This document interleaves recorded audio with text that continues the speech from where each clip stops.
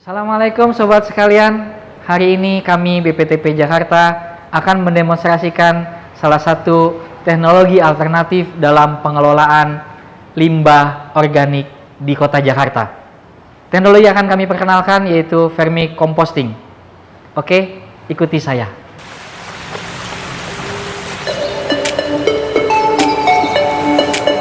Halo, oke. Halo, Manarto.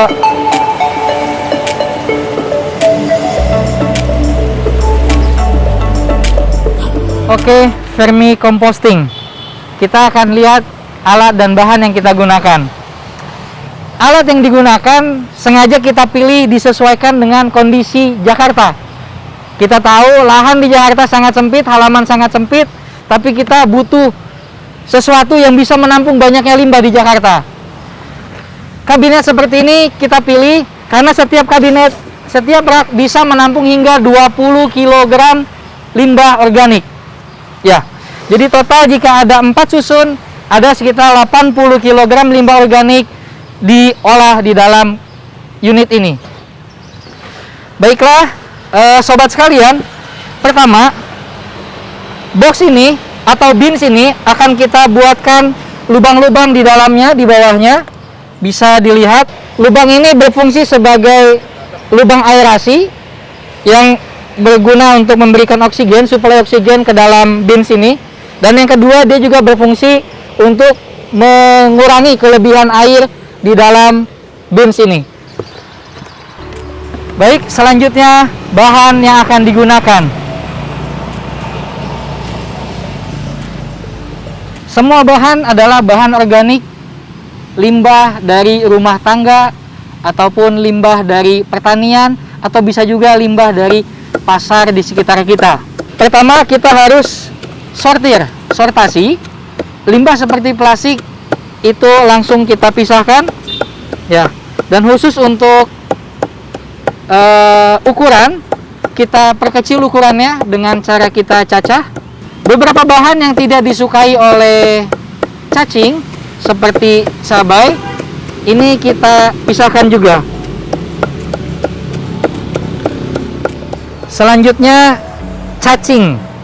Cacing inilah yang akan bekerja untuk kita, di mana dia akan mengkonversi semua limbah-limbah yang kita introduksikan dan berubahnya menjadi bahan-bahan yang bermanfaat buat kita, seperti pupuk misalnya. Dan untuk kesempatan ini, cacing yang kita gunakan adalah Lumbricus rubellus.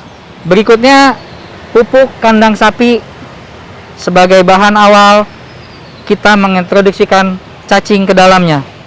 Pupuk kandang sapi dimasukkan ke dalam wadah, hingga setengah volumenya. Limbah yang sudah kita cacah tadi dimasukkan ke dalam bins ini. Selanjutnya, setelah seperti ini, kemudian kita kubur limbah yang baru kita masukkan dengan kotoran sapi tadi. Setelah limbah organik segar ini dibenamkan dan dia akan mengalami pembusukan di waktu-waktu ke depan, maka kita masukkan cacing ini ke dalam bins ini. Oke, kedepannya cacing ini akan menguraikan limbah organik yang telah membusuk dan mengkonversinya menjadi bahan lain seperti kotoran ataupun kompos. Hal penting yang harus diperhatikan dalam vermicomposting ini adalah kelembaban. Untuk menjaga kelembaban, kita lakukan penyiraman secara berkala. Kemudian cacing beraktivitas di dalam bins dan mengkonversi limbah yang telah kita berikan. Setelah sekitar 1 minggu, kita akan dapati kotoran cacing yang berguna sebagai pupuk. Pupuk ini bisa kita gunakan untuk berbagai tanaman, misalnya kembang kol yang ada di kantor kami, ataupun cabai. Nah, ini salah satu hasil yang kita dapatkan dari pengaplikasian vermicompost tadi.